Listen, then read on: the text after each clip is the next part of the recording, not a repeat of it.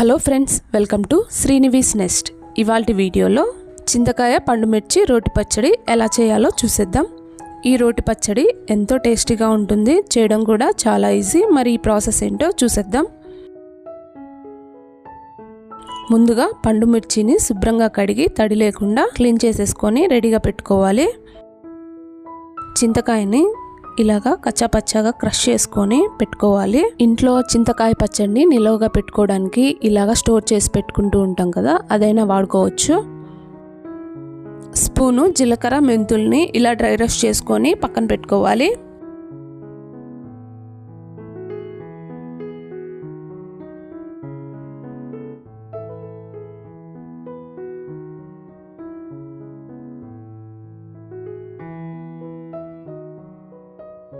జీలకర్ర మెంతుల్ని పౌడర్ చేసేసుకోవాలి.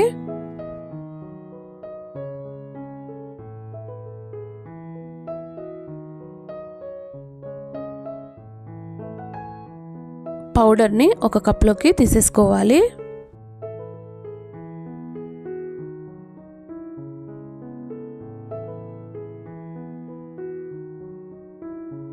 ఇప్పుడు పండుమిర్చిని కొద్దిగా వేసుకుంటూ ఇలా దంచుకోవాలి. ఇవి క్రష్ అవ్వడానికి కొద్దిగా టైం పడుతుంది. పండుమిర్చి చింతకాయని ఇలా రోటిలో నూరుకోవడానికి కొద్దిగా టైం పడుతుంది. సేమ్ ప్రాసెస్తో మిక్సీలో అయినా చేసుకోవచ్చు, కానీ రోట్లో చేస్తేనే ఈ పచ్చడి చాలా టేస్టీగా ఉంటుంది.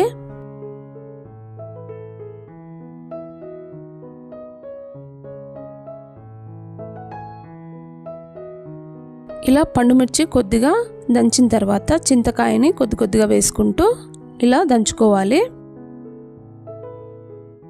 ఈ చింతకాయ తొక్కులోకి ఆల్రెడీ ఉప్పు పసుపు వేసి ఇలాగా దంచి పెట్టుకున్నాము, అందుకే ఈ పండుమిర్చి పచ్చళ్ళలోకి ఉప్పేమీ వేయట్లేదు.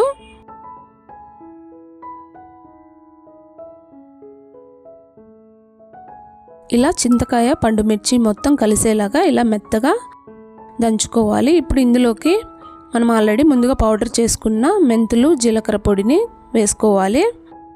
చూసారు కదా, ఇలాగా పచ్చడంతా నూరేసుకున్న తర్వాత ఈ పచ్చడిని తీసేసి బౌల్లోకి వేసేసుకోవాలి. పచ్చడికి పోపు పెట్టేసుకోవాలి.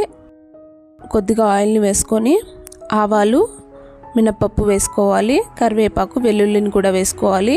ఇంగువ కొద్దిగా వేసుకొని పండుమిర్చి చింతకాయ పచ్చడిని ఇందులోకి వేసేసుకోవాలి.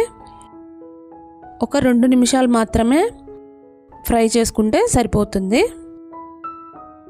చింతకాయ పచ్చడి పండుమిర్చి పచ్చడి చేసుకుంటూ ఉంటాం, కానీ ఇలా ఈ 2 కలిపి చేసి చూడండి, చాలా టేస్టీగా ఉంటుంది.